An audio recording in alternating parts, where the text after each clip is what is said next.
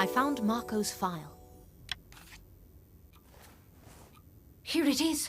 Marco's file. He sure looks like this Elsa Brandt from Vienna. Let's compare this with the photo from the file.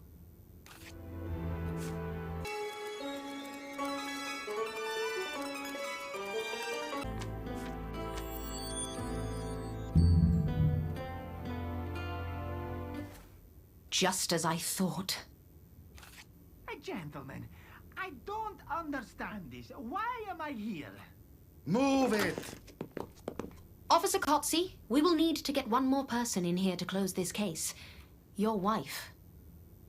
What? Theodora? Why? I believe she is a crucial witness in this case. It doesn't make any sense. All right, Luigi, hold him. So this was your idea, Miss Myers? No, these were your ideas, Marco. And I'm not even sure I can still call you that.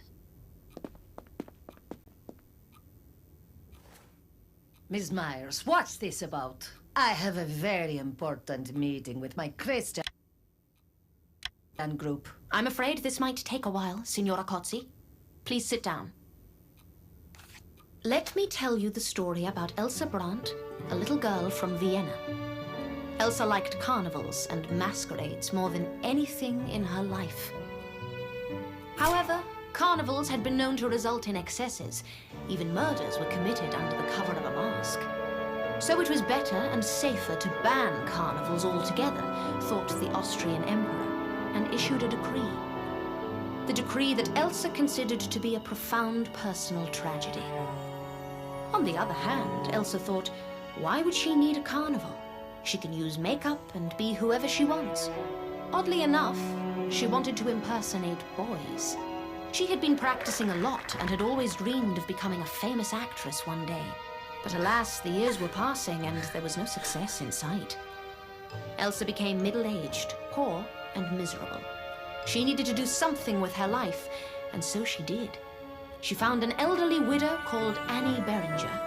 Not particularly wealthy, but wealthy enough for Elsa. Elsa decided to become Eugen Granner, a man who would marry Annie, then kill her and inherit her wealth.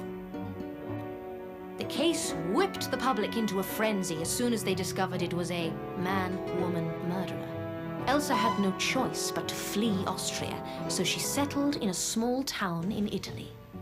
This is a complete and utter nonsense! Officer Kotze, check these documents sent to us by the police in Vienna. I think we can easily prove this tale by removing Marco's fake wig and mustache.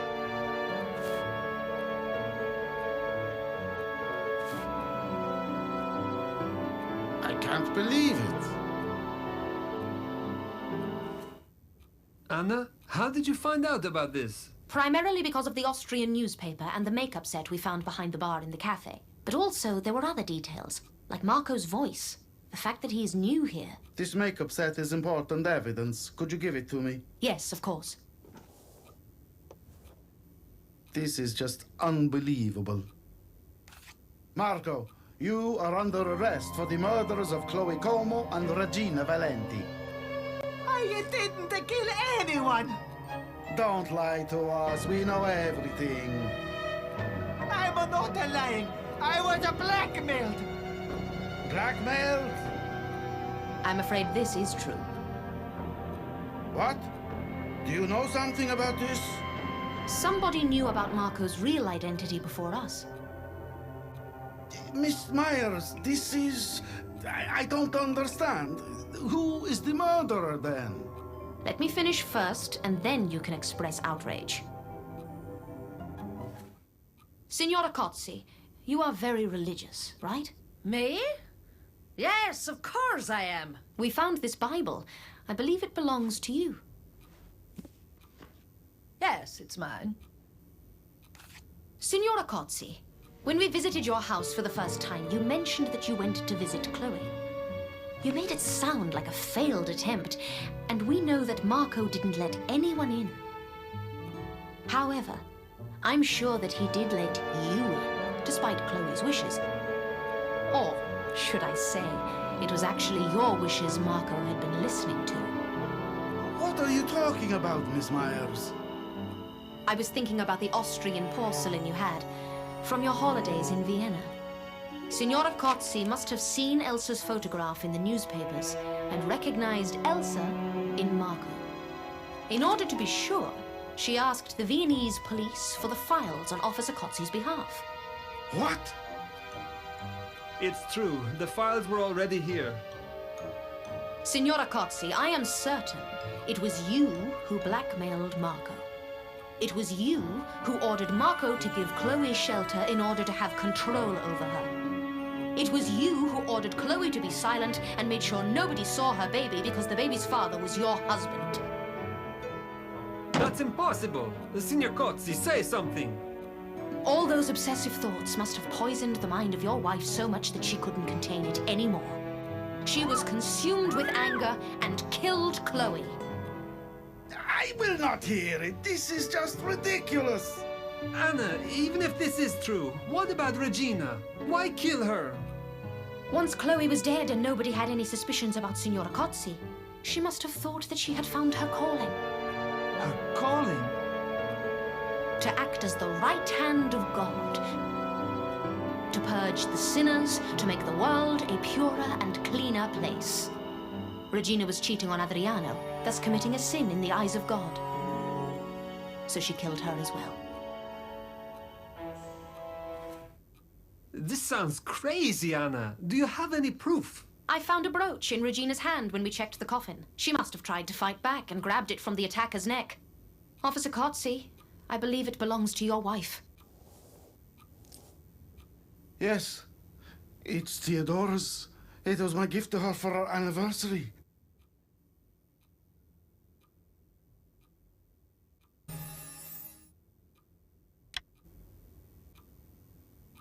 Yes, it's Theodora's. It was my gift to her for our anniversary. No, this can't be true. She would never have stopped this crusade. But everything has come to an end now. Let me tell you something. You come here with your smile, sleek demeanor, and unholy words. You think you can stop me? Look at me! Look! The only way you can do this is if you kill me. And you better bring a whole army of devils to do that. The Lord shall show no mercy on your soul, you evil, spiteful woman. Mio Dio. Theodora, is it true? Out of the heavens he let you hear, Enough! and on earth he let you see. Please, enough!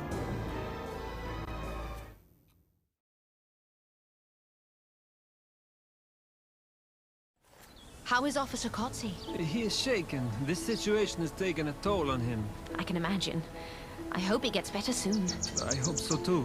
Have you found out where the baby is? Yes, Signora Cozzi told us that the baby is in the children's shelter of Maria Goretti. Oh, thank goodness for that. I was so worried. Yes. Well, I guess it is goodbye then. I guess so, Luigi. Oh, thank you, Luigi. Will we see each other again? Who knows? But I'm glad that we've met.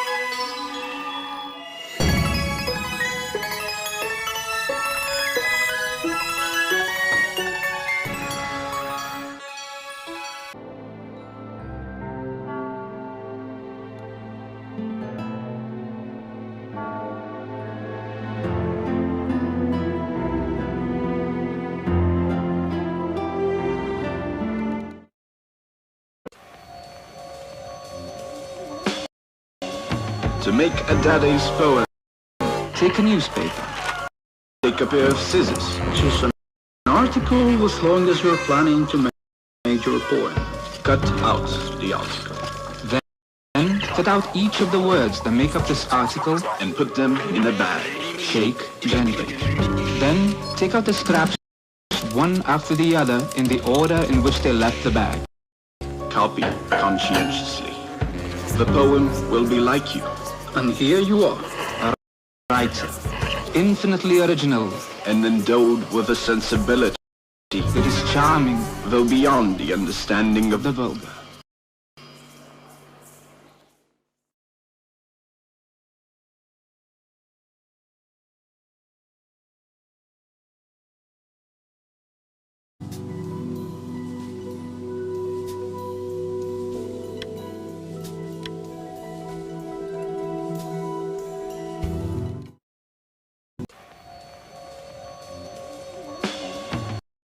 To make a daddy's poem, Take a newspaper. take a pair of scissors. Choose an article as long as you're planning to make your poem. Cut out the article Then cut out each of the words that make up this article. and put them in a bag. Shake gently. Then take out the scraps one after the other in the order in which they left the bag. Copy conscientiously. The poem will be like you, And here you are, a writer, infinitely original, and endowed with a sensibility that is charming, though beyond the understanding of the vulgar.